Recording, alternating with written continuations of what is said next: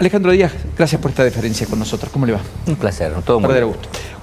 ¿Qué es AmCham, para el que nos está viendo? ¿Qué representa? ¿Cuántos integrantes tiene? AmCham es una cámara de las 28 cámaras binacionales, con una importante impronta obviamente americana, pero con el 43% de nuestros socios son americanos, o sea que trabajamos con un porcentaje muy importante de empresas que no lo son, tanto argentinas como multinacionales. Nuestros asociados representan el 24% del PBI de la Argentina, el 39% del ingreso nacional fiscal, cada 100 pesos que se recaudan, 39 le aportan estas empresas, 35 de las IMPO, 45 de las EXPO. O sea, casi $5 de cada 10 que exporta la Argentina lo explican empresas, compañías asociadas a la Cámara. Así es. Y más de $1 de cada $3 de lo que Argentina importa lo importamos de empresas asociadas a AmCham. Así es. Bueno, en virtud de todo eso, lo miro a Leandro y demás. ¿Qué está pasando en la relación Argentina-Estados Unidos? ¿Es el mejor momento? No tengo duda, no tengo duda. ¿Mejor que con Mauricio Macri? Incomparable. Incomparable. Para mí sí. Ajá. Se dan elementos que lo hacen incomparable. Obviamente había una relación personal y geopolítica de acercamiento entre el gobierno de Macri y el gobierno de Milei. En este momento diría que el rol que tiene Milei o que tiene Argentina en el Cono Sur es relevante porque es el único país que de alguna manera está vinculado a las ideas del presidente Trump. O sea, hace el contrapeso de Boric en Chile, de Lula en Brasil, de todos Petro los países en Colombia, Arce en Bolivia. Sí, Bolivia no quiero desprestigiar a nuestro país limítrofe, pero digo, los 4 países que hacen Cono Sur es Brasil, Argentina, Colombia y Venezuela. En términos de magnitudes, obviamente Venezuela hoy muy deteriorado porque ya sabemos la historia económica y social de Venezuela. Entonces, ese es un rol estratégico. Entonces, hay una combinación de vinculación personal, parecido o no a la de Mauricio Macri, pero sí una alineación, una responsabilidad estratégica de Milei que lo avala. ¿Y en Estados Unidos se ve con mucha pujanza la Argentina del corto plazo? ¿O se ve siempre con la expectativa de esa potencia que nunca termina por despegar? ¿Se entiende la pregunta concreta? Sí, clarísimo. ¿No? Yo lo digo de la perspectiva del empresario americano que ve la Argentina. Yo te diría que se sigue viendo potencialidad. Hay un comportamiento del gobierno argentino que es también muy diferencial al del gobierno Macri, básicamente la combinación de consistencia en las políticas macro, disciplina en su aplicación y conocimiento. Esa combinación de esos 3 factores son los 3 elementos de valoración. Ahora, lleva 15 meses de gobierno. Argentina, para producir una transformación relevante, necesita 8, 12 años. Entonces tiene que darse una conjunción de elementos de continuidad, independientemente de quién sea el presidente de la Argentina, en tanto y en cuanto haya una continuidad de políticas que permitan a la Argentina volver a transformarse en un país occidental normal. Alejandro, ¿alcanza con un resultado positivo para el gobierno en las elecciones para que alguna empresa ahí destrabe y empiece a hacer algún tipo de inversión, una empresa americana en la Argentina, o no?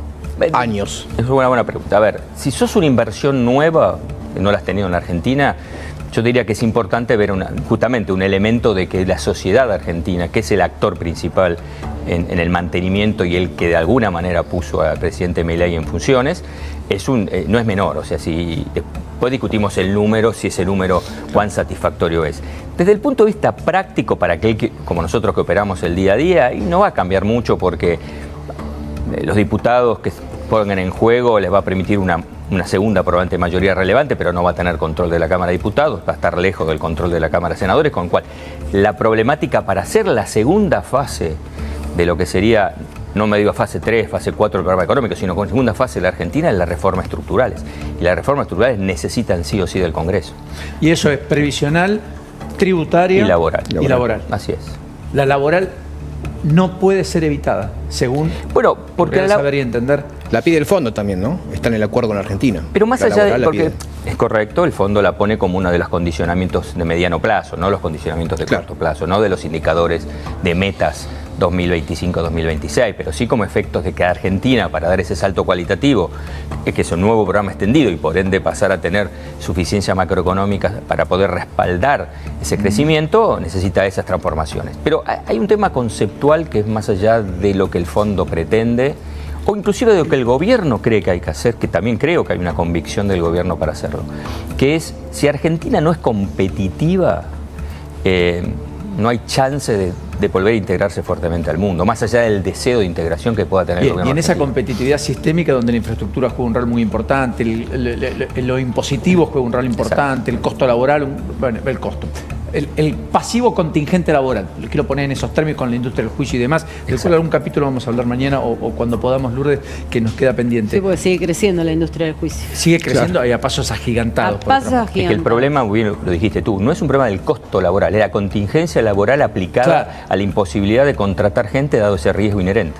Exactamente. Bueno, esa competitividad con un dólar más cerca de 1.000 que de 1.500 o 1.400.